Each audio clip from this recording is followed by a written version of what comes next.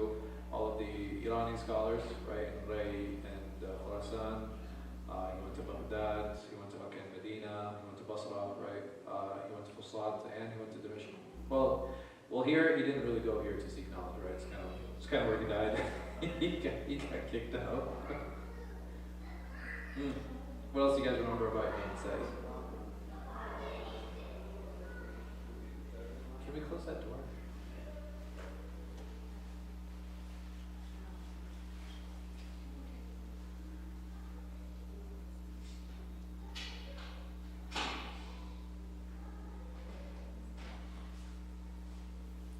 Yeah, had it not been for the fact that he died so late comparatively to the other imams, he would actually probably be higher on the list.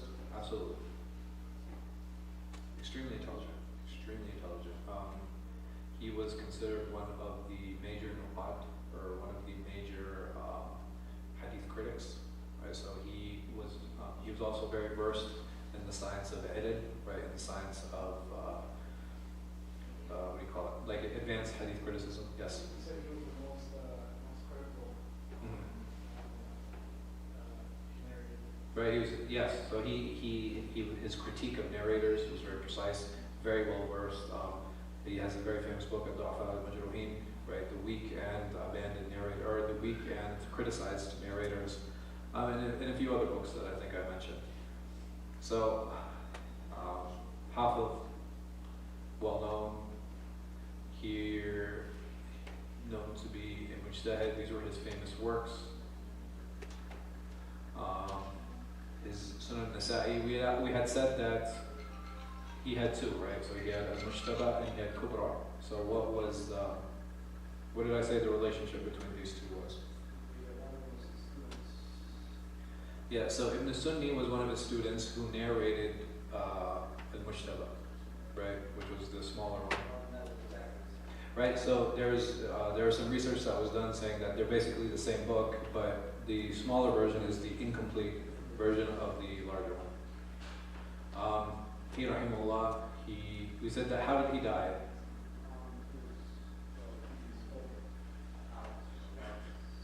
What did they ask him specifically?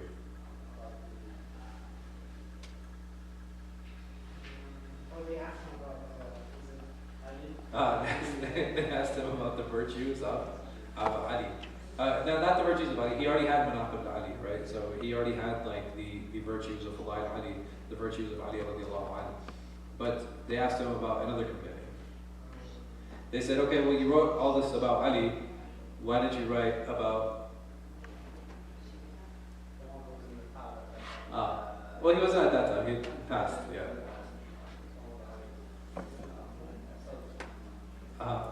You're right. It was Muawiyah. So he told them, he said, well, you wrote this book about the virtues of Ali, but you haven't written about the virtues of Muawiyah. So he said, okay. He said, because there's only one thing for me to share about Muawiyah, which was what?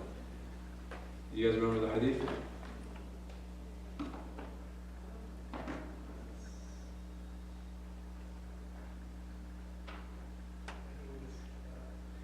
The Prophet ﷺ called for him, and they said he is what? And he responded saying that I'm eating. Right? And then the Prophet ﷺ made dua. What dua did he make? What did he say? He said, Allahumma ya Allah, I hope that, or I pray that your stomach is never full. And ironically, so we have other hadith, so even that can be considered a virtue, because the Prophet ﷺ, and what did he say? He said, if I ever make dua against one of my companions, it is it's a blessing for them, or it is a raising their rank. So this is the only hadith he knew, and this is when he narrated. Ironically, Muawiyah, he was actually a very heavy-set man during his khilafah. It's actually said that he used to give the khutbah sitting down. So then, after he shared that, what happened? The beat him up. Yeah, Akhi, do you want me to turn the mic off in the musalla so you can have class? Are you sure? Yeah. That between the two khutbahs? Yeah. Sure, but what if you're sitting? What if you're giving the khutbah sitting down?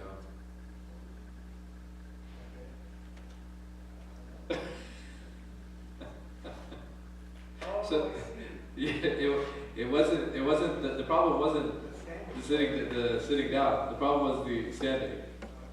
So he wasn't able to hold his weight. So he used to sit down and give khutbah. Not giving a pause. Not standing up, sitting down, and then standing up again.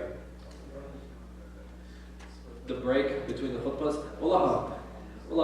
I think, well, and Allah knows best. We have to realize that the khutbah is for who? Who attends the khutbah? Huh? Like everyone, right? Everyone attends the khutbah. But does everyone attend a reminder, or does everyone attend the class? No, not really. I'm saying like, I mean, we usually have a little bit better attendance than this. But saying that is that even if we have, what percentage of the community do you think comes to educational programs or reminders or these types of things? Like very small, right? Like a very small percentage. What percentage of the community do you think comes for Jummah? It's actually like 20. They did a survey. Which is kind of upsetting, but it's like 20% of the community comes for Jummah. Which is, I mean, I don't want to say if it's good or bad, but 20, if you remove women and children, even though women and children come sometimes, even if you remove women and children, like that means like at least half of the people who are supposed to come to Jummah aren't really coming. Why is that?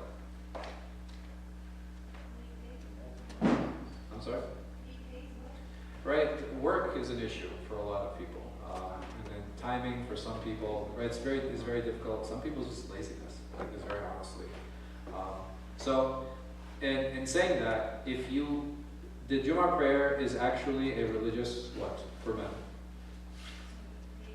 They have to, right? It's a religious obligation. So this is something that men have to come to.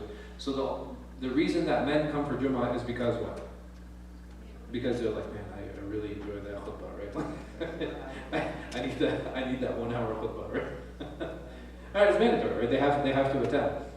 So if you have a population that is coming to a religious obligation, does it make sense to have people who are not used to sitting for a long time to learn, or not used to a classroom setting, to give them like this religious talk, like to have a long one?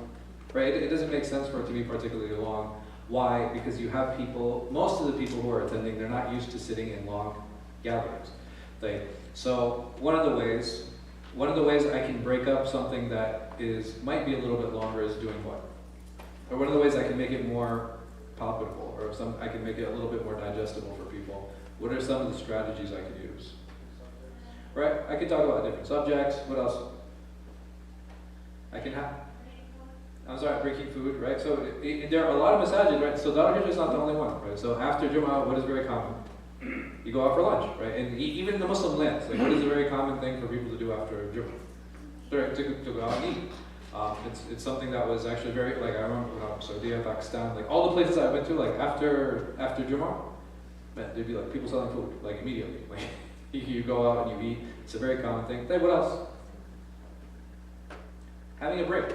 Right, having an intermission for the khutbah, yes.